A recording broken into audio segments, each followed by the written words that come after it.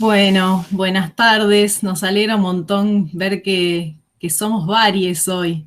Eso está buenísimo para nosotras. Darles la bienvenida también a las compañeras de la agrupación Mundanas, con las que venimos tejiendo redes hace bastante tiempo, con mucha alegría, además. Ténganme paciencia porque estoy como administradora dando las admisiones, así que si en algún momento me ven que me quedo congelada es porque se va sumando gente a esta tarde.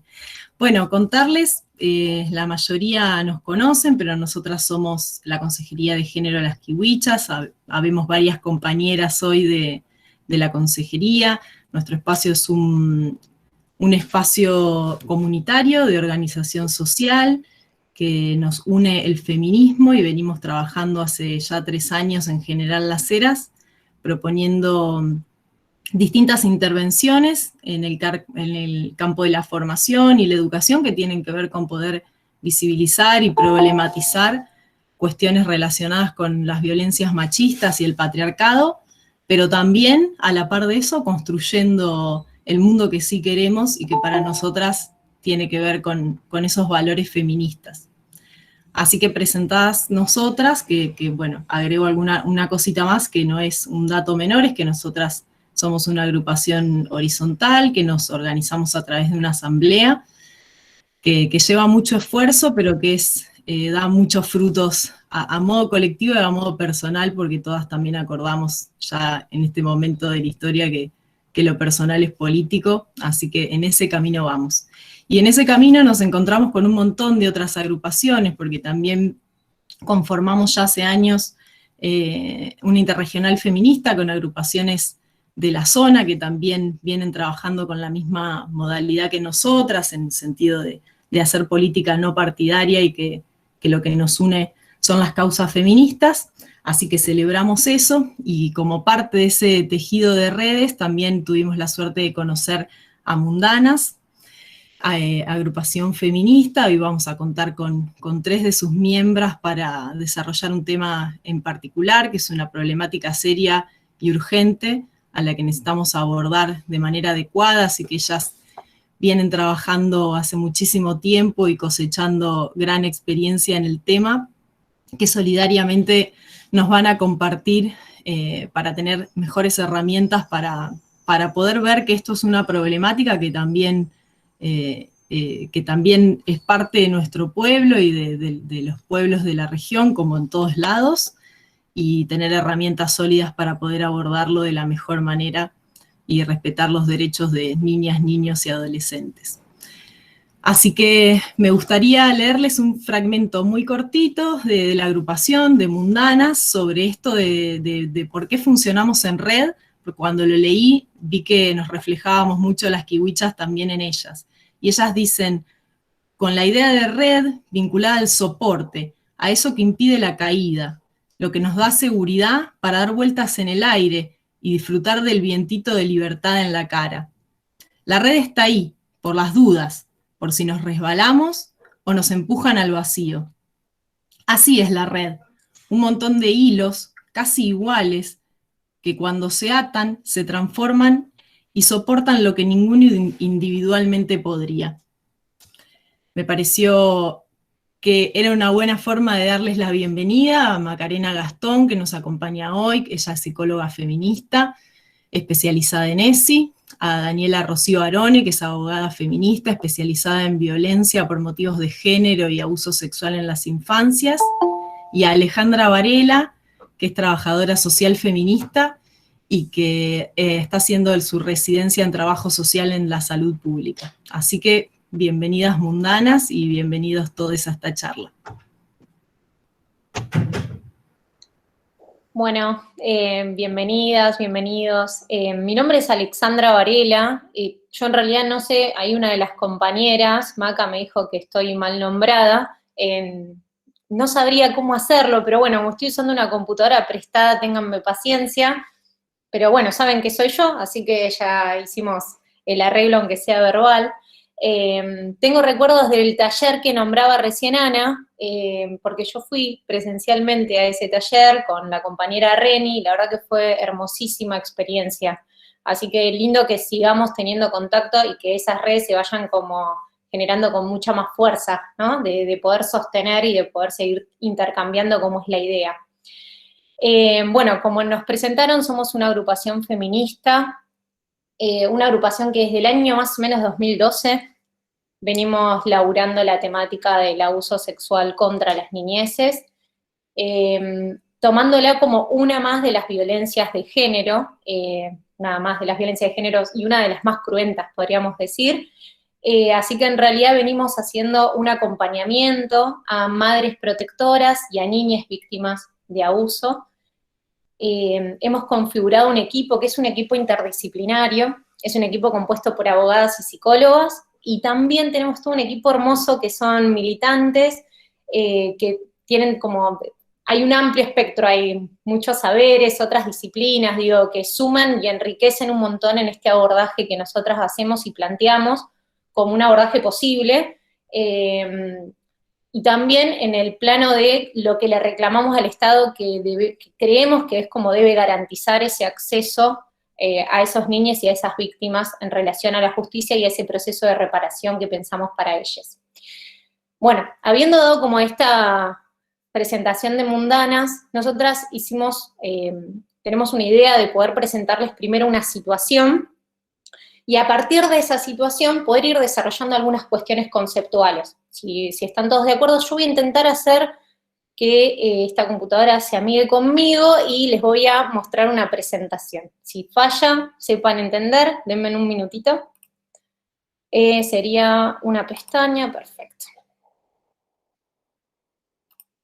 Yo entiendo que debe ser esta, compartir. Ahí ustedes la ven bien. Sí, se ve muy bien. Perfecto. Bueno, en principio queríamos explicarles que nosotras entendemos el abuso sexual infantil, o contra las niñeces, mejor dicho, como un acto o cualquier acto que involucre a un niño, perdón, es un acto de sexualidad adulta que involucre a un niño o niña o adolescente que por su etapa evolutiva no esté en condiciones de dar consentimiento. Y ahí nosotras fuimos haciendo como un paso de, vamos, esperen que dejo de presentar esta parte, fuimos haciendo como un traspaso de cómo fuimos nominando la problemática, porque en un principio era abuso infantil, después pasó a ser abuso en las infancias, y después, y como último, pasamos a abuso contra las niñeces. Y todo eso tiene una explicación, porque claramente hay algo del carácter performativo del lenguaje que nos exige poder reflexionar acerca de cómo nombramos, ya que es esencial principalmente para pensar cuál es nuestro posicionamiento ante eso. Y ahí se nos planteaba en principio que no era algo que se daba en las niñeces, sino que era algo que se daba contra las niñeces, y después plantear el por qué no era con las infancias, porque como en el origen de la palabra infancia tiene que ver con aquello que tiene falta de voz, y en realidad nosotras queremos como tener en cuenta que las niñas tienen voz y es la voz que deben ser escuchada. Así que por eso nominamos el abuso contra las niñeces. Hago esa aclaración porque tal vez en parte de nuestros textos aparece abuso sexual infantil o ASI, que es como lo denominamos, pero en realidad lo entendemos como abuso contra las niñeces. Habiendo hecho esta aclaración, ahora sí, vamos de vuelta con la presentación. Bueno, les paso a contar primero cuál es la situación, ¿sí? La situación, problema que pensamos es de una niña de 9 años que es atendida en consultorios de atención inmediata en un hospital público por sospecha de ASI. Bueno, esta paciente fue atendida en contexto de pandemia, el motivo de consulta fue sospecha de abuso sexual. El nombre, le pusimos un nombre obviamente ficticio, que es Micaela, y su edad son 9 años. Después, esto que nosotros les estamos compartiendo es textual como aparece en la historia clínica. Borramos nada más los antecedentes familiares, pues eran cuestiones más bien médicas que no hacían a la situación. Y acá el desarrollo de la situación explica que la niña ingresa por el CAI, que es este consultorio de atención inmediata de pediatría, que es una paciente femenina de 9 años, sin antecedentes relevantes, dice que acude en compañía de su madre, quien refiere que en los últimos 11 meses Micaela presenta cambios en su conducta, dado principalmente por introversión, timidez, poco diálogo, episodios de llanto, cuadro que aparece tras regresar de Paraguay. Madre manifiesta que hace 5 días realiza exploración de genitales, encontrando cambios, interroga a paciente, quien relata hechos relacionados con su tío materno, con quien convive en Paraguay. Después, los médicos ponen al examen físico, ponen que la niña estaba vigil, reactivo, sin foco, conectado, y que se muestra durante la consulta angustiada. No da información sobre los hechos. Bueno, ahí pone que se realiza interconsulta con servicio de ginecología, que se solicita realizar denuncia penal y que es valorada por servicio social y dice que se comunica con psicología de este hospital, quienes informan no contar con disponibilidad en la agenda. Bueno, ahí estaba un poquito más claro. Bueno, básicamente lo que plantea es esta situación en donde ingresa esta niña junto a su mamá. El relato, aclaro, esto es el relato textual como estaba, intentamos no hacer ninguna modificación, cortamos algunos datos, más que nada porque son los relatos con los que nos encontramos los profesionales que muchas veces iniciamos una intervención, a veces con esta información de base y otras veces no, principalmente cuando empezamos a entrevistar a veces a estas madres protectoras o a este adulte protector. Pero digo, esta es una situación que podría aparecer tanto en un centro de salud como tal vez en una escuela, como en cualquier otro lado, pero queríamos traer el relato del equipo de salud, de los médicos que atienden, que son pediatras, para también ver cómo nominan ellos muchas de estas cosas y cuál es ese posicionamiento ante esta problemática. Bueno, en principio, nosotras desde Mundanas pensamos el abordaje integral, que es un abordaje interdisciplinario, y siempre que pensamos en este abordaje, lo pensamos en torno a que el proceso de intervención tiene que estar centrado en la protección de las víctimas. Y ahí nosotras identificamos como víctimas a las niñas y a quienes se ubiquen o se posicionen como adultos protectores, que por lo general en nuestro caso siempre son las madres protectoras, que es con quienes trabajamos, pero bueno, también puede aparecer otro adulto u otro cuidador que también cumpla ese rol de protector. ¿Sí? Porque entiendo que también pueden haber otras situaciones con otras particularidades y que pueda aparecer una abuela, una tía, un tío, digo, como que pueden aparecer otros adultos que se engloban en esa figura de adulto protector. Bueno, ahora bien, como para explicar en esta intervención, la idea de que esté centrada en la protección de las víctimas es estar, en principio, pensando que ese encuadre, que va a ser diferente de acuerdo a las instituciones en donde estén los profesionales, siempre tiene que tender a esa protección. Y cuando pensamos en esa protección, nosotros lo pensamos en 3 ejes, que son como 3 ejes que van diagramando esa intervención, que tienen que ver, como primer eje, en la no revictimización, en el segundo eje, que es el descentramiento de la lógica adultocéntrica, y el abordaje desde la singularidad.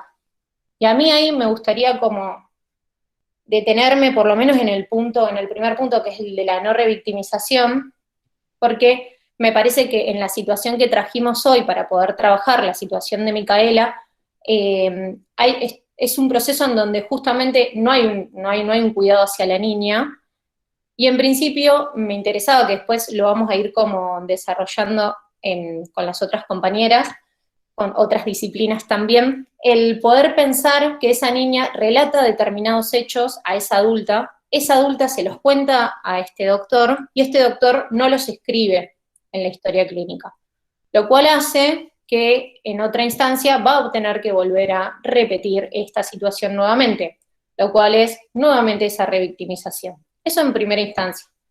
Y después que no sé si se leyó bien, pero después de hacer el examen físico, dice que la niña no da cuenta de los hechos. O sea que, en realidad, seguramente dentro del marco de esa entrevista, se le preguntó nuevamente a la niña si alguno de estos hechos los recordaba. Tengamos en claro que en este caso yo estoy haciendo una interpretación de lo que leo, pues ese texto no termina de tener como la descripción lo más completa posible para no tener que hacer esta suposición de ese texto. Pero en principio creeríamos que se le volvió a preguntar a la niña el por qué. Ahí está.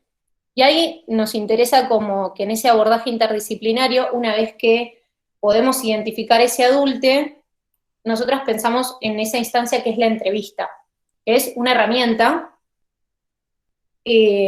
fundamental para este trabajo, que lo pensamos como la entrevista, que es un diálogo entre el profesional y las personas que consultan, donde se puede acceder a la realidad y se co-construyen las situaciones problemáticas. Y ahí nosotros marcamos dos cuestiones, que la primera es el poder desnaturalizar y desarmar mitos, y la otra es alojar, tensionar y problematizar. Vamos al desnaturalizar, que es justamente la entrevista busca desarmar mitos sobre el ASI, que se basan en la desresponsabilización de los abusadores, la justificación y naturalización de los abusos y la culpabilidad de las madres. Y a mí ahí me interesaba, me anoté 3 mitos, que son los que generalmente solemos escuchar o que están muy arraigados, no solamente en las mujeres y en las personas que vienen a consultarnos, sino muchas veces son mitos que también no escapamos los profesionales, digo, también como para todo el tiempo estar repensándonos en estas prácticas. Uno de los mitos es que ocurren en grupos familiares con escasos recursos económicos, muy, muy arraigado. Otro de los mitos es que los agresores son enfermos mentales o con consumos problemáticos de sustancias y que no se pueden controlar. Acá siempre como subyace la desresponsabilización de los agresores, ¿no?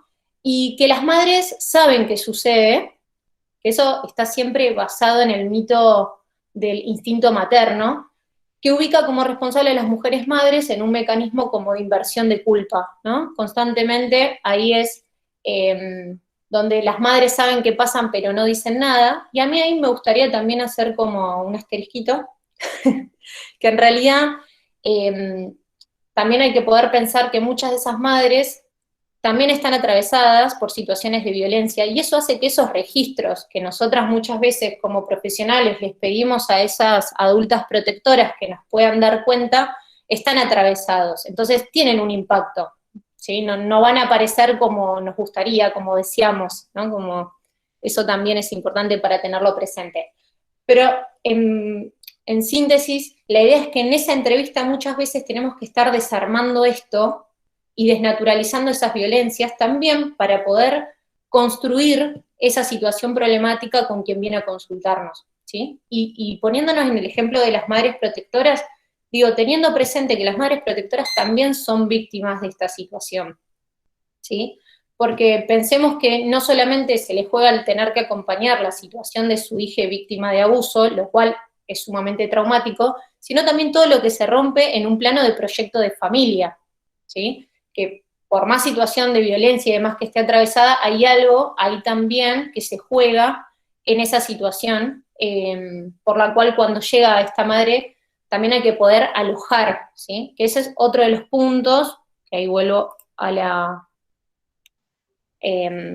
entrevista, que es alojar, tensionar y problematizar, que lo pusimos así como en 4 ítems, pero siempre las entrevistas es un poquito más complicado. En principio es y poder identificar a la adulta protectora, y ahí es importante tener en cuenta cuáles son las reacciones iniciales que tiene esta adulta protectora y los mecanismos que se despliegan, ¿sí? Después tenemos también la evaluación de las redes afectivas o de sostén, que se pueden o no desplegar, digo, ahí también es importante conocer las particularidades de las poblaciones con las que trabajamos, y otras problemáticas presentes en el grupo conviviente. Ejemplo de ello podría llegar a ser esto del consumo problemático, algún padecimiento de salud mental, y ahí es donde pensamos que hay que poder hacer esta evaluación de riesgos.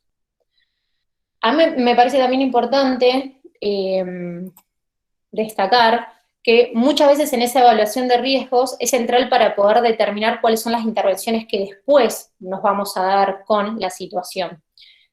Y ahí se nos presentan algunas cuestiones, como en principio hay indicadores que después Maca los va a retomar, indicadores inespecíficos y específicos, pero también qué pasa cuando en una situación se nos presenta sin un relato, que a veces nos pasa que es como un tema, si no hay un relato que diga que hay una situación de abuso, es como, ¿qué hacemos ante esa situación? Y a mí me parece que es importante poder evaluar cuál es la edad del niño, ahí es donde planteamos esta cuestión de la singularidad, cuál es la edad del niño, cuál es el vínculo que tiene ese niño con el abusador, o sea, la víctima y el abusador, si hay más de un abusador, ¿sí? Eso también hay situaciones que suceden, que hay más de uno, y la convivencia con ese abusador en este marco de pandemia, ¿sí? También otra cosa a tener por lo menos en cuenta en este marco. El contexto, si existe o no contexto de violencia de género, que nosotras damos por entendido que sí, porque ese es nuestro posicionamiento, pero digo, si hay algo en lo concreto de esa entrevista que se pueda dar cuenta de ello también, y si hay alguna situación de salud o de discapacidad. Vuelvo a repetirlo, el tema de la singularidad, porque me parece re importante que entender que las niñas tienen tiempos particulares, que son disímiles entre los propios niños y que tienen expresiones diferentes a los adultos. Y ahí es donde también hay que poder romper un poco con esa lógica adultocéntrica, en donde creemos, reitero, que las cosas van a llegar de la forma en que nosotros creemos, o armadas de una manera que para nosotras sean comprensiva y cerrada, que en realidad eso nunca sucede. Y también me parece interesante como destacar que en ese marco de la entrevista, esto que decíamos de alojar, tensionar, muchas veces lo que sucede es que las madres o los adultos protectores que se acercan, que no vienen con una sospecha instalada sobre el abuso sexual, vienen con indicadores que son muchas veces inespecíficos y que son sueltos y que tal vez no tienen una conexión lineal puntualmente entre sí, o que tal vez esa imagen no les da como referencia una cuestión de abuso. Nosotros siempre ponemos o planteamos el ejemplo de el rompecabezas, para poner un ejemplo. El rompecabezas, cuando uno lo va a armar, tenemos una imagen de referencia y después hay piezas. Entonces, una va armando las piezas en marco de esa referencia. Bueno, en las situaciones de abuso, primero, como estábamos diciendo, que hay un atravesamiento desde la violencia y desde el trauma de tener conocimiento o sospecha de, vienen con todos estos indicadores sueltos. Entonces, de repente, la imagen de referencia para las mujeres que se acercan muchas veces no está. Entonces, están estos indicadores que de repente en esa entrevista, muchas veces en esa primera escucha, donde alojamos y tensionamos muchas de estas cosas, logramos que se empiece a conformar algo de esa idea, ¿sí? Que es insoportable, digo, que es sumamente compleja para aceptar. Digo, aceptar que un niño es víctima de abuso no es nada sencillo.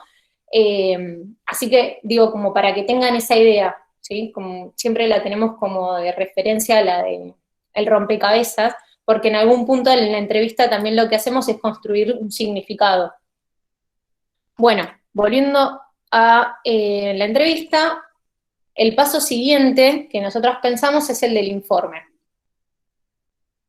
En el informe, esperen que voy a ir al informe, ahí está.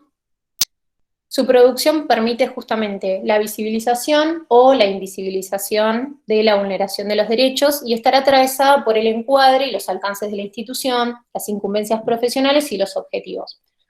Obviamente ahí hay un posicionamiento ético-político y una perspectiva de género y derechos humanos, que es con la que nosotras trabajamos, pero ahí me parecía interesante ponerles como cosas importantes de qué se informa.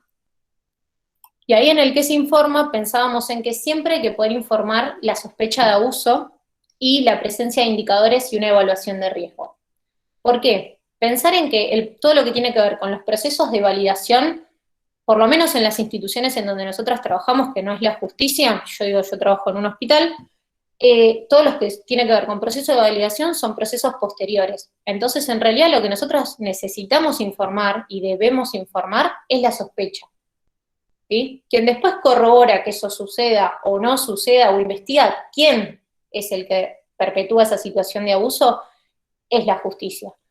Digo esto porque siempre sucede en el marco de los equipos, en principio, la cuestión de quién denuncia, para qué denuncia, cómo denunciamos, entonces siempre está la cuestión de necesitamos denunciar a una persona, Como a veces pasa que hay una sospecha de abuso y no está claro quién es el abusador. Se estima, se piensa que puede ser tal, teniendo en cuenta si no hay un relato, ¿no? Se estima que puede ser tal y cual persona, pero no hay nada en concreto. Eso le corresponde a la justicia, ¿está bien? Nosotros lo que informamos es la sospecha de abuso. Lo digo en el encuadre, por ejemplo, del hospital. Y ahí es importante esto de la presencia de los indicadores y la evaluación de riesgo.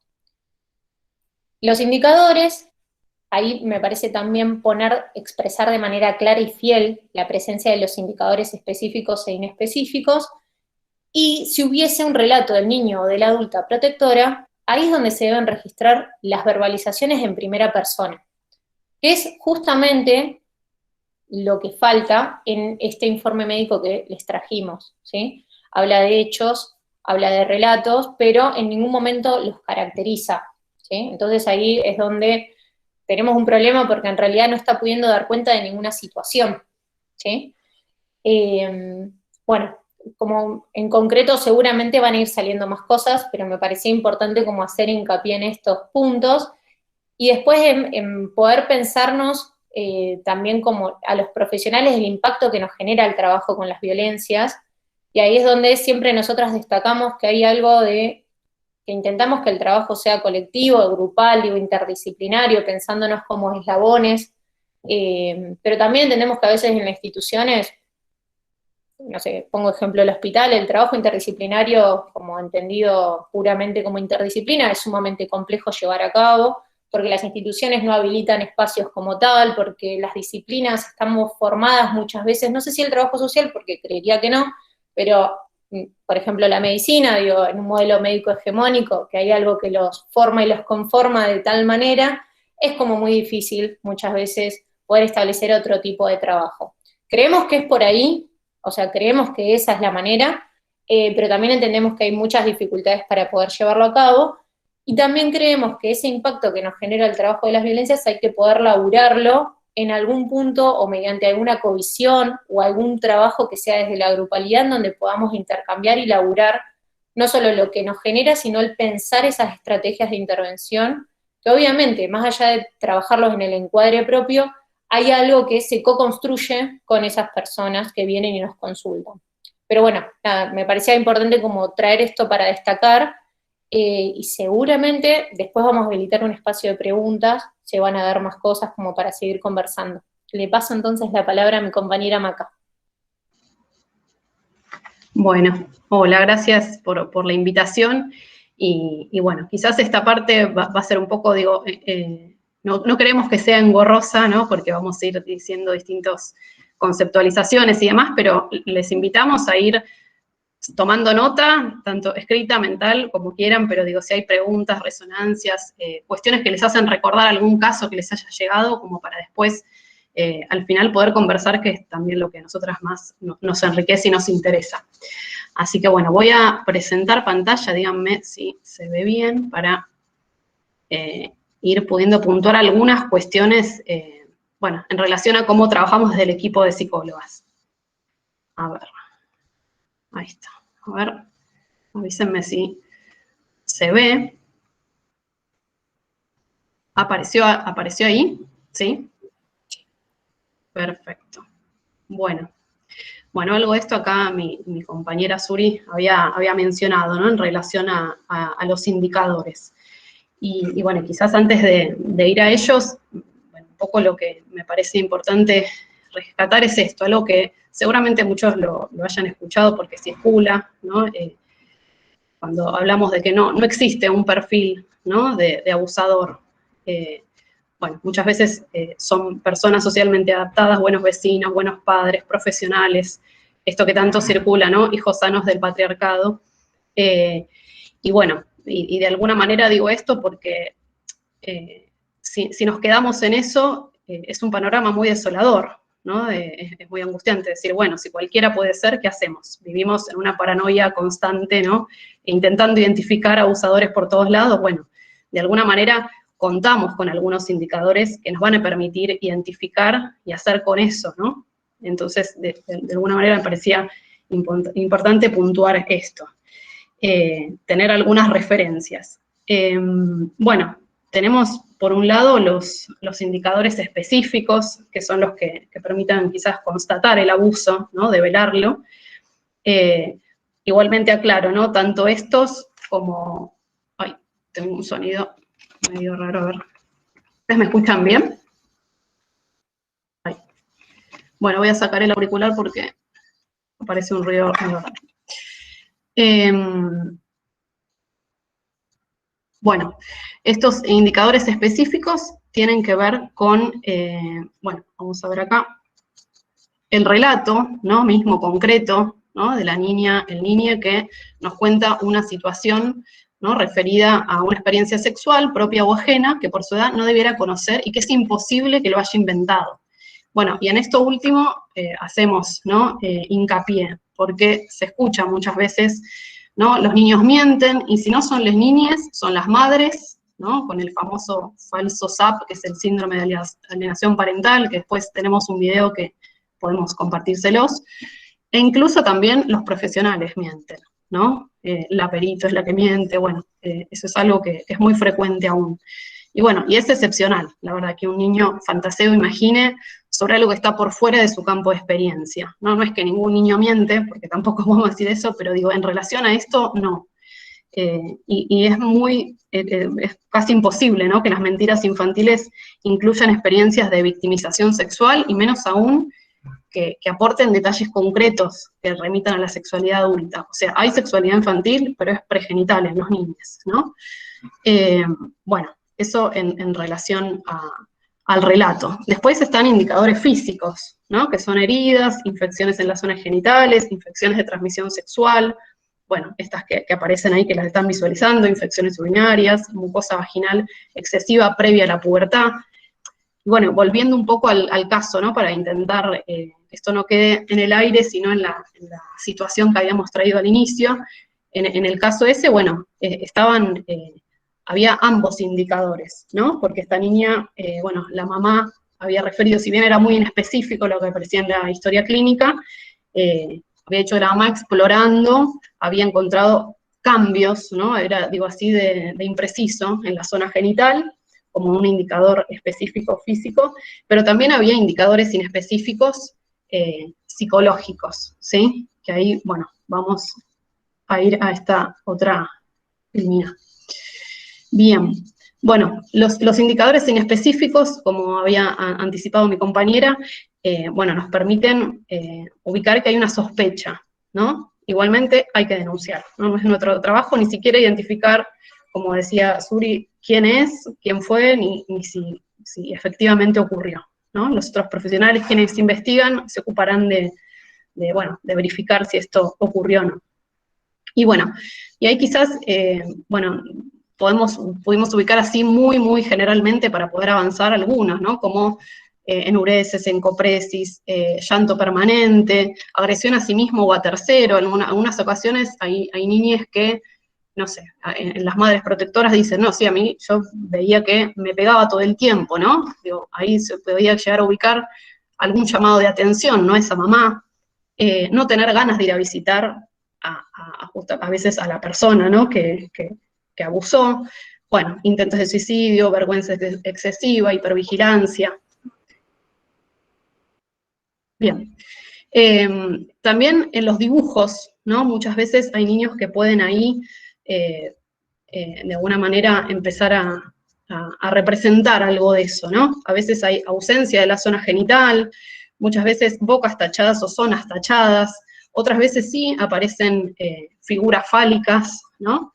Y bueno, y eso nos va a permitir como ir sospechando sobre eso. Lo importante acá me parece es, nuevamente, no intentar, nosotros si encontramos esto, bueno, denunciemos, no nos pongamos a interpretarlos, porque tampoco un dibujo aisladamente no nos permite verificar algo, ¿no? En el caso de los peritos, que después nuestra compañera abogada nos va a comentar un poco más, se hace un análisis de recurrencias y convergencias, ¿no? Se los vincula a un contexto, a las actitudes del niño, se hace un análisis integral, ¿sí? Pero bueno, esto a veces nos permite detectarlo, ¿sí? Que es lo importante. Bien. Bueno, después, bueno, nos interesa un poco remitir algo de las fases, ¿no? Del abuso. Hay un montón de autores que bueno, los nombras de diferente manera, pero bueno, hay algo de la lógica que es bastante similar, ¿no? Bueno, nosotras vamos a usar las 5 fases que plantea Susan Schroy. Bueno, la primera etapa es la de captación, ¿no? Y acercamiento. Bueno, la persona, ¿no? que ejerce el abuso, hace uso de la confianza, ¿no? Que le genera el vínculo al niño, o la construye, ¿no? A través de llevarle regalos, otorgarle un lugar, ¿no? Especial, ¿no? Ser los elegidos, y bueno, y esto en general se va haciendo de manera progresiva, ¿no? Casi que, para que el niño casi no se dé cuenta que en realidad está ocurriendo el abuso. En general tiene que ver con esto, ¿no? Con crear un vínculo, primero desde una función hasta de cuidado, de protección, ¿no? Seguida como de seducción, ¿no? Seguida de la inducción de conductas sexualizadas. Pero hay toda una preparación, ¿no? En general es bastante sutil cómo se va dando toda esta escena. Pero bueno, no por eso siempre hay cierto matiz coercitivo. O sea, la coerción puede ser más o menos explícita, pero está, ¿no? En algunos casos se puede llegar a acceder a ese niño, ¿no? Imponer este abuso desde una manipulación, y otras veces cuando esas artimañas no dan resultado, bueno, sí, se ejerce una violencia o una amenaza, ¿no? Pero a veces ni hace falta esto, ¿no? Por este adultocentrismo que en un principio habíamos explicitado. Bien. Bueno, después vamos a ir a ver a la otra, vamos a avanzar un poquito. Bueno, la otra etapa sería la interacción sexual, ¿sí? Que, como decía, llega en forma progresiva, ¿sí? No es de golpe, es con toda esta captación primera. Bueno, aclaramos esto, no necesariamente hay penetración, no por eso el abuso es menos grave, ¿no? Ahí ya veremos, porque bueno, los efectos en el psiquismo tiene que ver con cada uno cómo lo puede procesar, pero esto a veces en las víctimas tiene mucho peso, ¿no? Bueno, si fueron tocamientos, entonces no es tan grave, no voy a poder denunciar, no se va a poder hacer justicia, esto sucede. Entonces, bueno, la interacción sexual es como el abuso propiamente dicho, ¿no? Por decirlo de alguna manera. Bien, después tenemos como tercera etapa, ¿sí? Lo que es el secreto, que esto es sumamente importante, ¿no? La persona adulta busca la complicidad del niño para mantener el silencio, ya sea por medio de amenazas o por la promesa de cuidarlo.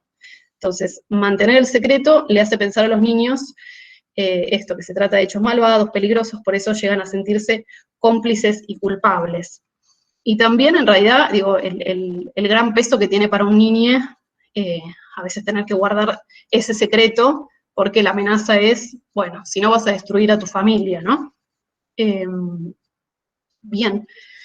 Entonces, el secreto para nosotras se constituye como una precondición indispensable del abuso, ¿sí? Sobre todo en los casos en que esto se perpetúa, ¿no? No es solamente una vez que ocurre. Bien. Bueno, al niño se le hace saber esto, ¿no? Si vos callás, todo va a estar bien, entonces muchas veces esto es lo que dificulta que haya relato, ¿no? Que es lo que muchas veces, ¿no? Se exige, bueno, el niño no lo cuenta, y no. Digo, esto existe, por eso es importante dar cuenta de estas distintas fases. Bien, vamos a la siguiente, que es como la cuarta etapa, que es el develamiento. Y justamente aquí lo que ocurre es, bueno, cuando se rompe el secreto y, bueno, siempre el niño de alguna manera lo cuenta, ¿sí? Esto en general, bueno, se da a través de la detección de una tercera persona, ¿no? Que puede ser, bueno, en este caso destacamos, ¿no? la importancia de poder estar informados de las escuelas, porque muchas veces es un docente, ¿no? O el niño va a relatarlo, o bien se lo cuenta a través de dibujos. Bueno, a mí en lo personal me ha pasado alguna vez que haciendo alguna otra actividad, una niña contestó la consigna y después, ¿no? La dobló y me la dio, y ahí dijo, esto no se lo cuentes a nadie, y lo pudo decir. Entonces, bueno, tenemos que estar atentos también a eso, y disponibles, ¿no? Para las niñas en cada lugar en el que estemos. Bien. Bueno, después, muchas veces lo que ocurre es que cuando se devela, bueno, se toman medidas, ¿sí? Entonces, esto que ustedes ven acá, que dice supresión del agresor, bueno, se da a conocer quién fue el que cometió el abuso. Generalmente el 95% de los casos son hombres, y bueno, y es necesario, ¿no?, trabajar en este punto con los niños para que no sientan culpa, ¿no?, si de alguna manera se ocurre la separación del agresor, ¿sí? Porque son personas de la familia, padres, tíos, abuelos, hermanos, maestros, y bueno, de alguna manera es importante esto, no expresar desaprobación por este supuesto agresor, por más que a veces nos da mucha bronca, y eso es algo importante, porque, a ver, hay sensaciones encontradas en estos niños, ¿no? Digo, si bien hay un padecimiento, también es una persona que quieren, bueno, suelen ocurrir montones de cosas, entonces es importante también respetar eso, escuchar, pero no sentenciar. Bueno, desculpabilizarlo sí es importante, ¿no? Decirle que los hechos no fueron producidos por su culpa. Bueno, básicamente esas son algunas de las cuestiones que nos parecen importantes. Bien, y después esta última fase, que es la retractación, nos parece fundamental. A veces ocurre, no siempre, pero muchas veces aparece, ¿no? Que tiene que ver con cierto arrepentimiento, decir que en realidad el hecho no ha sucedido. Es común que la víctima que ha develado el abuso dé marcha atrás con la denuncia, ¿no?, negando lo antes dicho. Y bueno, como les decía, en ella hay una ambivalencia en relación a la obligación que siente de preservar a la familia y el daño en ella infligido, siente culpa o miedo. Y esto que ponemos en grande, ¿no?, confirma el abuso, es importante, porque muchas veces con esto dicen, no, bueno, ves que la mamá le llenó la cabeza o la niña mintió porque ahora dice que no sucedió. Y no, justamente tiene que ver con estas fases y con toda esta manipulación. Entonces esto, lejos de ponerlo en duda, confirma el abuso. Bien. Bueno, no sé cómo venimos, porque es muy extraño, les digo, esto de estar hablando sola, pero bueno, venimos bien con tiempo, sigo. Bueno. Bueno, ahora lo que nos interesa es poder ubicar algo de las consecuencias, ¿no?, psicológicas. Bien. Bueno, acá hay como un montón de terminología que, bueno, voy a intentar que algo de esto, bueno, seguramente igual haya acá profesionales que estén al tanto, pero bueno, para poder entender esto, ¿no?, de lo que es estrés postraumático, esto de intento de ligar el trauma, bueno, para poder empezar, situar de qué se trata esto, ¿no? El daño psíquico es comparable a la tortura y poder situar de qué significa trauma, ¿no? Para mí algo súper importante es destacar que para el niño el abuso siempre implica un padecimiento, siempre es potencialmente traumático o traumático, aunque pueda registrar excitación en algún episodio de abuso. Porque bueno, esto quizás muchas veces se pone en duda esto, ¿no? Y bueno, una cosa es lo que se pueda sentir a nivel físico, pero eso no quita que haya un padecimiento. Y quizás también en relación a esto de la excitación, bueno, hay autores que hablan de esta simetría y ubican como 3 ejes, ¿no?, en relación al abuso, en relación a la simetría en el abuso, ¿no? Hay una asimetría de poder, hay asimetría de conocimiento y hay asimetría en cuanto a la gratificación. Entonces esto a veces hay que poder explicitarlo, ¿no? Por más que haya habido alguna excitación, alguna sensación de placer, en realidad la gratificación es para el abusador, ¿no? Entonces, esto es importante también tenerlo presente. Bueno, después para poder entender un poco esto de qué se trata el trauma, bueno, aparece como efecto cuando queda un remanente de angustia que no puede ser representada, ¿no? Hay un acontecimiento que genera un impacto muy fuerte en el psiquismo, pero no puede ser representado por palabras, ¿sí? No puede ser simbolizado, ¿no? Por eso este paralelismo que ahí tenemos en esta filmina, ¿no?, del abuso y la tortura, ¿no? Por más que queramos expresarlo, a veces no alcanzan las palabras. Bueno, después tenemos a Freud, que también, bueno, hace sus teorías en relación al trauma, pero bueno, como para sintetizar, bueno, hay un acontecimiento en la vida del sujeto que, ¿no?, caracterizado por una intensidad tan fuerte que hay una incapacidad en el psiquismo para poder responder a él adecuadamente, ¿no? Como que hay un flujo de excitaciones excesivo en relación con la tolerancia que tiene cada sujeto para poder elaborarlo psíquicamente, ¿sí? Entonces no es solamente que hay un hecho que de por sí es traumático, sino que tiene que ver con cómo cada uno puede elaborar o no eso. Bien. Bien, sí, esto también, no sé, se me viene a la cabeza quizás algunos casos en donde hubo dos hermanas que fueron abusadas por su tío y, bueno, esto derivó en distintas situaciones, ¿no? Para cada una. Quizás una de ellas por mucho tiempo olvidó estos episodios y bueno, y para otra esto derivó en episodios de angustia muy fuertes, donde tuvo que tener bueno, un acompañamiento también desde psiquiatría, medicación, episodios de depresión, o sea, por eso es importante poder tener en cuenta lo que cada psiquismo puede, ¿no? En relación a un mismo hecho incluso. Pero bueno, acá también una pregunta, ¿no? Que un poco me hacía como para traer acá era, ¿cómo medirlo?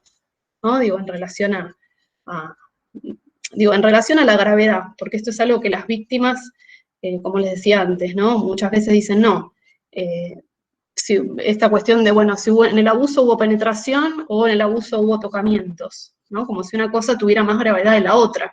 Y acá lo importante, digo, de este concepto de trauma es, la eficacia traumática no tiene que ver solamente con el acontecimiento, sino con lo que decía antes, que creo que, bueno, más o menos fue quedando claro.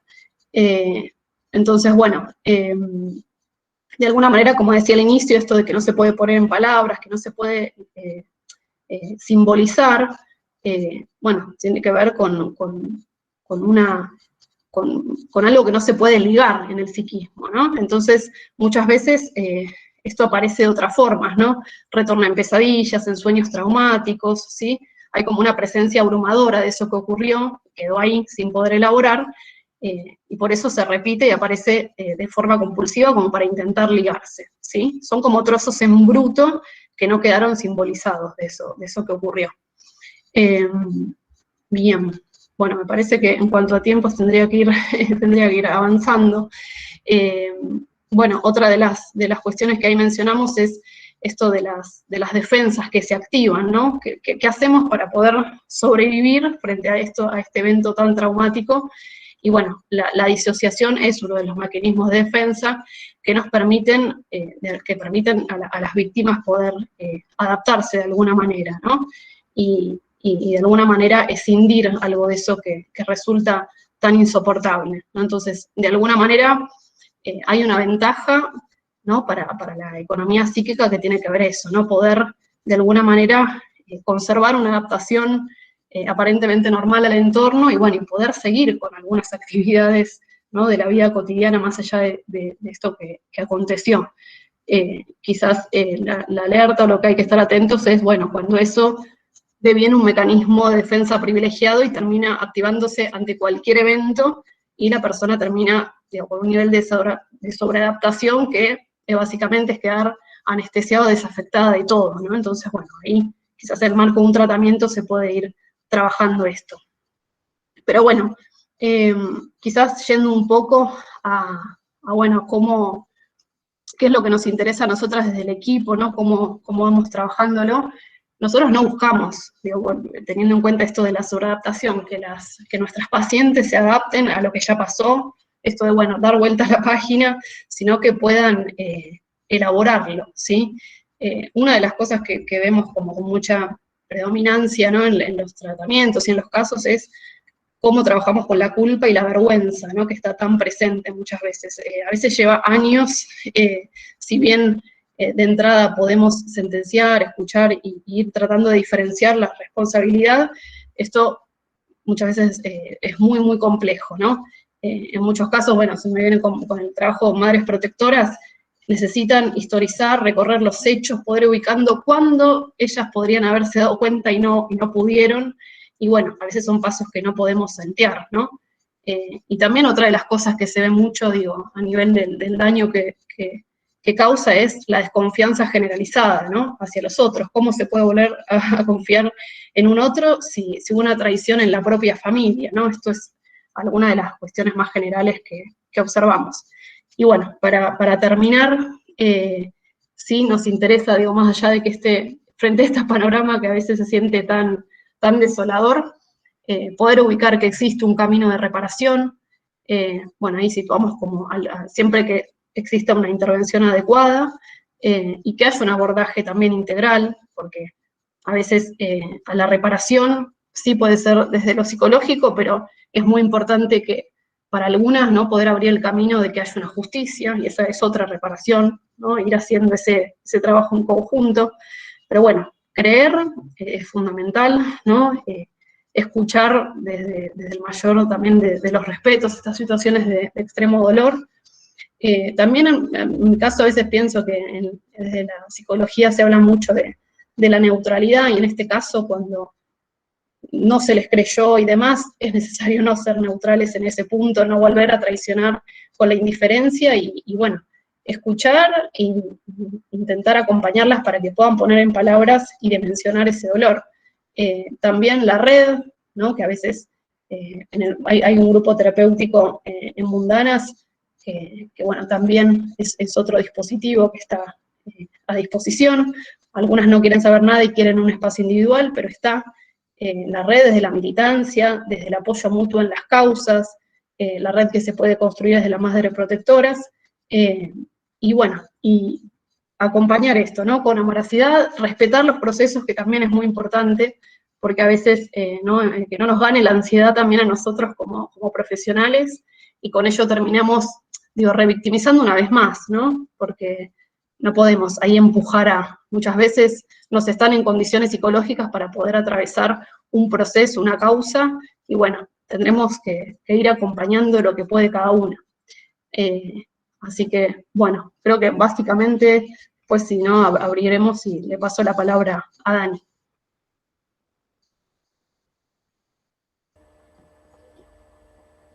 Bueno, buenas tardes. Esta sería la tercera parte que nos queda, que es como toda la parte legal y judicial, digamos, y todo ese entramado que viene con el tema de los abusos, que inevitablemente nos hacen pensar en un proceso judicial.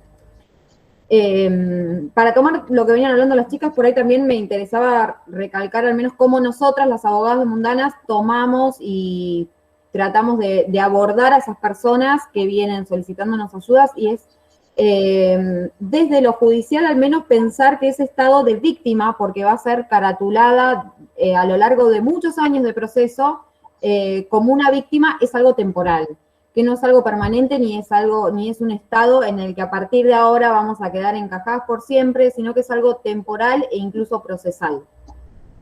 Y a raíz de eso, pensar un poco, para que tampoco quede en el aire, la situación que nos trajeron las chicas. La idea sería aportar herramientas, porque inevitablemente desde las profesiones que tenemos cada uno, desde el trabajo que ejercemos cada uno, encontramos limitaciones. Maca es la psicóloga, bueno, la psicóloga es la psicóloga, va a necesitar ser psicóloga, las abogadas no somos abogados y tenemos nuestras posibilidades de trabajar. Pero eso no implica que el resto de los que acompañamos también desde otros lugares contemos con todas esas herramientas judiciales, porque también tenemos muchas veces una obligación desde el lugar en el que estamos. Entonces, como primera medida surge pensar a la hora de entrevistarse con alguien, o a la hora de recibir un caso, a la hora de recibir una consulta, ¿qué implica denunciar? ¿Qué implica ese acceso a la justicia? ¿Por qué se hace? ¿Por qué se denuncia? Y a raíz de eso también preguntarnos por ahí qué es lo que se espera escuchar, qué es lo que se espera escuchar, qué es lo que esperamos incluso sentir al recibir o al hacer la denuncia, porque muchas veces hay ciertas expectativas, más que nada por ahí en los adultos protectores, ¿no? Pero o cuando la víctima tiene un grado de madurez como para entender lo que implica un proceso judicial, esa expectativa de lo que se espera sentir, que por ahí al momento de realizar la denuncia no sucede así, o incluso al momento de recibir una condena. Por eso ese proceso de sanación y esa sensación de se hizo justicia no necesariamente recae sobre el sistema judicial. Sí es una parte importante, sí es una parte indispensable, pero no necesariamente hace ese proceso de sanación. Ese proceso de sanación del abuso y de ese daño que se sufrió se va a componer de un montón de cuestiones. Dentro de lo que es ese acceso a la justicia y a la hora de recibir una situación como, por como por ejemplo la que tenemos ahora para trabajar, lo importante en víctimas de cualquier edad, pero más que nada en niños, niñas y adolescentes, es poder abrir los dos ejes, porque como todo proceso judicial tiene un montón de bifurcaciones y un montón de situaciones, y no las podríamos tratar en este momento de todas las que se pueden abarcar, y no deberían tampoco, porque en realidad siempre apuntamos a la singularidad de cada caso y a la situación de cada niño, niña y adolescente. Y entre esas bifurcaciones que tenemos situaciones con riesgo inmediato y situaciones sin riesgo inmediato. Entonces, lo primero que tenemos que pensar cuando se nos presenta un niño, niña y adolescente o alguien que nos viene a consultar porque se viene en calidad de protector de ese niño, niña y adolescente, es si ese niño está expuesto a un riesgo inmediato o no. En este caso, por ejemplo, que nos traen del consultorio, los hechos surgieron en Paraguay, o sea que podríamos pensar que ese niño o niña está resguardado mientras no mantenga o no viaje o no vaya, y hay que evitarla esa situación, obviamente. Está resguardado en su hogar con sus familiares protectores en el caso de que no haya otros indicadores, ¿no? Esto nos da la pauta de cómo vamos a empezar a trabajar ese caso. A trabajar, no digo desde lo legal, desde alzar la denuncia, desde lo judicial, el proceso mínimo, sino a cómo vamos a hacer un abordaje judicial, pero integral de ese caso. Y nos da tiempo, que es fundamental cuando trabajamos con niños, cuando trabajamos con cualquier tema de algún evento traumático, pero niños, niñas más todavía, porque lo que hay que tratar siempre es de que la justicia se amolde al tiempo de las víctimas. La realidad es que el sistema judicial, más allá de que existen fiscalías especializadas y que trabajan casos en particulares, no está preparado ni está, no tiene procedimientos establecidos para lo que son especialmente niños, niñas y adolescentes. En el proceso penal se trata, y todo este mundo adultocentrista que hace que, bueno, acá tenemos un acusado en todo caso. Y hay que esperar, y va a ser inocente hasta que se demuestre lo contrario.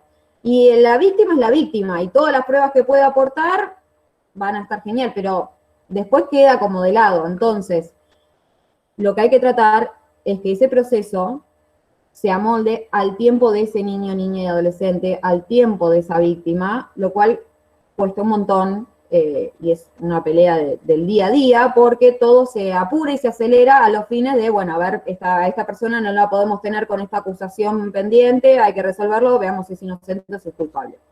Entonces, de ahí también surge el tema de la expectativa versus la realidad a la hora de acceder a la justicia, porque muchas veces uno va a buscar una protección que no resulta ser tal. Entonces, nos encontramos con un sistema que es revictimizante, que es un sistema que nos va a acelerar todos los tiempos para ver si tenemos la mayor cantidad de pruebas posible. Nos encontramos con un sistema que si no tenemos pruebas, no nos va a escuchar y no va a considerar que haya algo que sea relevante para investigar. Y la realidad es que muchas veces, y más que nada en estos casos, las pruebas son escasas y por no decir nulas, porque a veces solo contamos con un relato y no hay un daño físico, no hay una pericia física a realizar.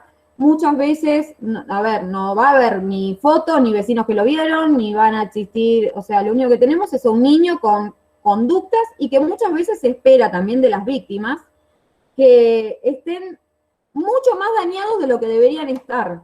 Por eso lo que hablaba Maca también en cuanto a bueno, cómo cada uno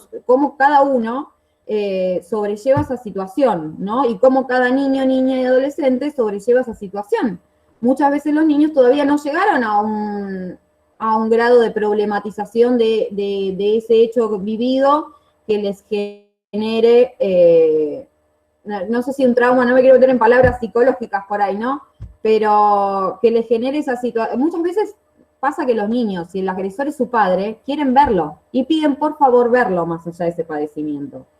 Entonces, para el sistema judicial, cuando no podemos aportar esas pruebas, se transforma en una carga y en una culpa que arrastran las denunciantes, las madres denunciantes, en cuanto a si mintió o no mintió. en cuanto a si el niño lo relató solo una vez o lo tiene que ir relatando por todos lados, en cuanto a ver qué médico lo va a revisar. Muchas veces, y esto pasa en la mayoría, muchos casos, cuando el abuso es detectado a tiempo y no se llegó a un grado de gravedad en donde hay penetración, el abuso son tocamientos simples. Entonces, en el 100% de los casos, se somete a niños, a niñas y adolescentes a pericias físicas que no se condicen con lo que relató, porque si un niño no relató una penetración, no habría motivo para el cual revisarlo, no sé, a niñas ginecológicamente, por ejemplo. Estas pruebas se vuelven sumamente traumáticas. Ni hablar que, bueno, a nivel judicial y a nivel hospitalario, a nivel en cada ámbito, el cupo masculino generalmente es mayoritario, entonces nos encontramos con que los operadores que van a hacer esos exámenes muchas veces son hombres, y tenemos niños o niñas que no quieren justamente realizarse esas pericias, entonces ahí ya se vuelve una carga de vuelta en contra. Entonces, lo importante de esto por ahí es cómo se busca la vuelta, y esto es una responsabilidad de todos los que acompañamos, adaptar esos procesos a los tiempos de la víctima. De esto, de la expectativa y la realidad de las situaciones sin riesgo y con riesgo, se deriva el, bueno, una vez que pudimos evaluar si esa situación es con un riesgo inmediato, porque si hay un riesgo inmediato hay que denunciar inmediatamente, si hay un riesgo inmediato hay que tomar todas las medidas tendientes a proteger a ese niño, a ponerlo a resguardo de su agresor, viene el hecho de quién es el que hace la denuncia. Bueno, ¿quién va a encargarse de llevar eso a la justicia y a noticiar a las autoridades? Muchas veces son los hospitales, muchas veces son los psicólogos. Ahora, la ley establece que el que puede denunciar es la misma víctima a partir de los 16 años. Si la víctima tiene menos de 16 años o incluso desea hacerlo a través de una persona, puede ser un representante legal, un tutor, madre, padre, etc. Y hay un tercer punto que es quien tenga conocimiento del hecho. Dentro de los puntos en donde se establece quién tiene conocimiento del hecho es que cualquier persona que se entere de un hecho en donde un niño o adolescente está siendo víctima de una agresión sexual, tiene la obligación de denunciar. Docentes, organizaciones, psicólogos, médicos, vecinos, quien sea, y se habla de una corresponsabilidad. ¿Esta corresponsabilidad qué implica? Nosotros entendemos a la protección de los niños, niñas y adolescentes de manera integral y como un sistema. Por eso se habla del sistema de protección integral de niños, niñas y adolescentes. En este sistema entramos todos en realidad, todos ciudadanos en general, pero es esta habilitación que tenemos todos los que acompañamos, todas las organizaciones, todos los que ejercemos o trabajamos en el territorio, al menos, para poder tener acceso a la justicia. Entonces, también estamos habilitados a denunciar ante un pedido o ante tomar conocimiento del hecho. Cuando la víctima es menor de 18 años, sí o sí hay que denunciar inmediatamente. Cuando la víctima es un menor de edad, hay que denunciar inmediatamente. No sucede así en el caso de las personas mayores, ¿no? Lo que muchas veces también hay que lidiar. Pero en el caso de los niños, niñas y adolescentes, la denuncia debe ser inmediata. Obviamente que con lo que hablamos antes de, bueno, si hay un riesgo inmediato o no, uno se toma ese proceso para hacer la denuncia, que el proceso no va a ser muy extenso, sino que tiene que ser algo acotado, pero sí se lo puede preparar a ese niño para enfrentar ese proceso. Pero tiene que ser sí o sí, se tiene que hacer sí o sí la denuncia. Y después, una vez que se dio inicio a ese proceso, lo que surge también es pensar quiénes son las partes que van a estar en ese proceso. Las partes de ese proceso son un juez, el fiscal que va a investigar y el acusado. No está la víctima. Entonces, la víctima tiene la opción, si quiere, de presentarse en el proceso con un abogado, no lo puede hacer solo, tiene que hacerlo con un abogado que lo represente. Y acá surge el gran problema que ahora, bueno, se está en vías de mejorar y de cambiar por ahí eso. Ya se cambió con la ley de sanción de protección a la ley que da protección a las víctimas de delitos, que es que la víctima no es parte del proceso, por ende no es indispensable, el proceso va a seguir con el fiscal, el acusado y el juez, ¿para qué le vamos a dar un patrocinio gratuito? ¿Para qué le vamos a dar un abogado gratuito si no la necesitamos para que esta cadena se mueva? Y de ahí la dificultad de conseguir un patrocinio jurídico gratuito para víctimas de delitos sexuales. Si bien está la figura de abogado del niño ahora, que interviene, que se puede pedir, la realidad es que las madres protectoras luchan todo el tiempo para conseguir una defensa que sea gratuita. Esto va a variar no solo en los recursos económicos, porque ahí también entramos en otra vulneración que entra también dentro de las violencias de género que se sufren, que es la violencia económica, porque muchas veces el agresor era el sostén del hogar, muchas veces el agresor era el que proporcionaba los recursos, por ende, al momento de la denuncia, bueno, si es el progenitor, esa familia se quedó sin el recurso económico, entonces, mucho menos después para pagar un proceso judicial penal, que son muy costosos. Y después por zonas, porque depende en qué lugar del país nos encontremos, vamos a tener más o menos organizaciones y organismos estatales. De ahí la ayuda que se recibe también, y es indispensable, de los servicios locales, de los organismos de niñez y adolescencia, de las organizaciones territoriales también, porque son los que van a dar un poco una contención y la importancia de que estén capacitados sobre cómo funciona el proceso, y la importancia de lo que había dicho Alexandra al principio, de no buscar al culpable, que no se tienen que encargar ellos de ver si la madre miente, si el padre era o no era, sino la de acompañar y asesorar a las partes que intervienen, en este caso por ahí a las madres o a los niños, niñas y adolescentes.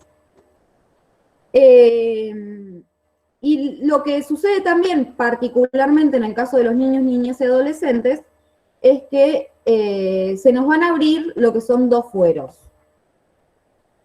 Todo lo que es el tema delictual en relación a las agresiones sexuales va a transitar por el fuero penal.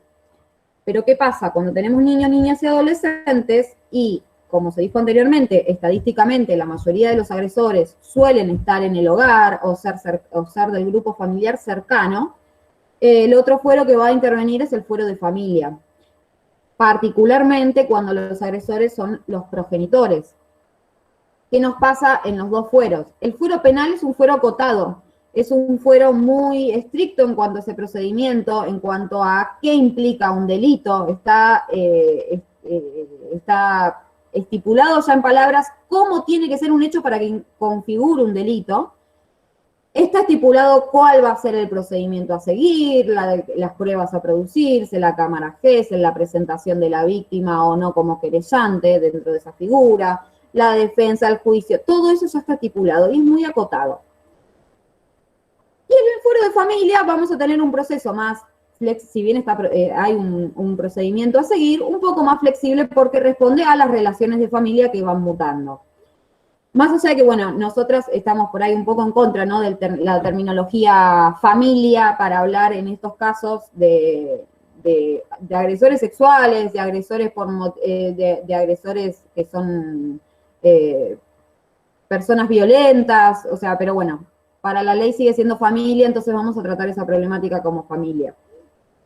En este fuero que es un poco más flexible, a veces nos pasa que lo que no alcanza para el fuero penal para configurar un delito, no deja de ser un elemento a trabajar en el fuero de familia. Hay muchos hechos, muchas acciones que tienen contenido sexual, que perturban a niños, niñas y adolescentes y que configuran una agresión, pero que no encajan dentro del abuso sexual. Al no encajar dentro de lo que es el abuso sexual, lo que nos sucede es que no hay delito, pero eso no deja de ser una agresión, porque muchas veces cuando es detectado a tiempo esa incomodidad o lo perturbado que puede estar un niño o niña, lo que sucede es que estábamos por ahí en un acto preparatorio y no llegó a consumarse un efectivo acercamiento de delito. Entonces, un caso particular que nosotros tuvimos, por ejemplo, eran la situación en donde un progenitor, por ejemplo, lo que sucedía era que observaba a sus hijas bañarse. hijas que fueron creciendo, que fueron naturalizando esa situación desde muy chiquititas hasta muy grandes, hasta encontrarse con que tenían 12, 13 años y esa situación ya no les agradaba, problematizando esa cuestión familiar que por ahí era una costumbre. Obviamente de esto se desencadena un conflicto familiar, donde las hermanas empiezan a decir, sí, a mí también, a mí también, a mí también, pero no configura un delito. No hay un delito porque no hay un acercamiento, no hay un contacto, no está la figura típica del delito para lo que es el fuero penal, pero no implica que no se pueda seguir trabajando en el fuero de familia. Y en el fuero de familia es donde más se necesita justamente la construcción de estas redes de organismos, de consejerías, de terapia, porque es más flexible. Por ende, es más, se pueden acompañar más a las víctimas, a diferencia de lo que es por ahí el proceso penal. Cuando un niño, niña o adolescente relató un evento, es importante, obviamente, escucharlo y es importante creerle. Y es importante impulsar en ese proceso que ese niño, niña, si manifiesta su deseo de no mantener el contacto, no sea revinculado. Nos pasa muchas veces que vienen mamás que nos dicen la causa penal ya se cerró, la causa penal ya se archivó, bueno, ahora cómo hay que hacer para que lo vuelva a ver a ese progenitor que en algún momento fue acusado. Que eso para la justicia implique que no hubo un delito o que implique que no hubo pruebas suficientes, no implica para nosotros o trabajadores judiciales o organizaciones que acompañamos que no haya que impedir ese contacto. Que no haya que pedir que ese niño, niña, adolescente vuelva a revincularse con su agresor. Y esto de ahí deriva, bueno, la importancia de por ahí los dos fueros. Es importante también, esto ya como un poco lo que hablaron las chicas, el tema de la entrevista, porque los abogados, abogadas, estamos muy acostumbrados por ahí a recibir a un consultante y empezar a que nos cuente lo que nos quiera contar y después empezar a hacer un montón de preguntas para nosotros armar nuestra causa, o a ver dónde buscamos, o a ver dónde defendemos, o a ver dónde sacamos. Muchas veces esas personas, esas madres protectoras, esos niños, más que nada cuando son niñas, ya relataron el hecho 20 veces, ya contaron la situación 20 veces, se la dijeron a un médico, se la dijeron al servicio social, se la dijeron al que llamó a la comisaría cuando fueron a denunciar. Entonces, es importante que la entrevista no se torne revictimizante, y lo mismo para cuando somos organización que está acompañando. Es importante dejar que la víctima primero nos cuente qué es lo que nos quiere contar, hasta dónde nos quiere contar, y por ahí recabar información desde otros lugares que no sean el relato. O sea, informes, a ver qué tenés, bueno, a ver la denuncia que hiciste, bueno, a ver dónde, tenés algún informe de una psicóloga, recabar esa información para después poder acompañar lo que es el proceso.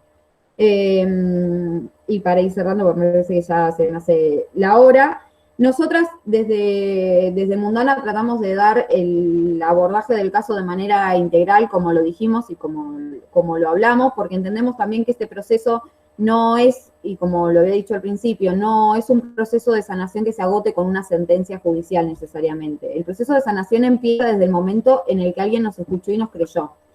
También muchas veces está esa incertidumbre de qué pasa cuando, no sé, más que nada en el caso a veces de los docentes, bueno, hago la denuncia y después ¿qué? Porque ya no voy a tener ese contacto con ese niño o niña. Y lo mismo con organizaciones, donde a veces damos ese contacto inicial, pero después no sabemos qué sucede con esa intervención o cómo queda el proceso. Ese proceso de sanación empieza cuando nos creen, cuando nos escuchan y cuando nos dijeron, bueno, dale, vamos a hacer esto, o bueno, ¿qué quieres hacer? Te acompañamos. El resto es un camino a andar, y la denuncia, para cerrar ese proceso de sanación, sería un ideal decir que, bueno, listo, una vez que hicimos la denuncia y se entabló ese proceso, después tenemos justicia. La justicia muchas veces no hace ese proceso, no nos termina sanando del todo, muchas veces, por más de que conseguimos justicia, pasamos por un proceso tan agotador, desgastante y tortuoso, que nos dañó de muchas de otras maneras y tenemos más para sanar a veces. Sí, para nosotras, hacer la denuncia implica no callarnos más. Y lo mismo para los niños, niñas y adolescentes, y por eso el tema de la terminología infantil o infancias, porque implica que sí tiene voz y que no va a haber más silencio que haga impune a los abusadores, más allá de esa sentencia judicial que podemos esperar o no. Y más allá de lo patriarcal que puede ser el sistema, enfrentarse a ese sistema nos hace creer que en algún momento, al menos con toda nuestra labor y toda nuestra militancia, va a hacer que se caiga.